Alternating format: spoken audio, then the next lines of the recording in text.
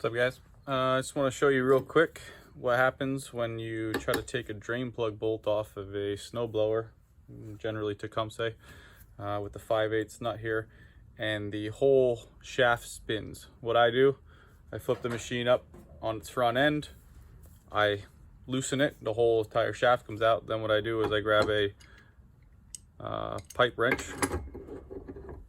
tighten it down, lock it in,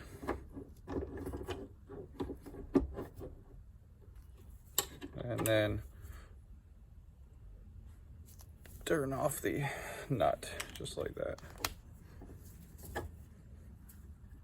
That way you don't have to do it right on the machine and scratch up the paint and everything.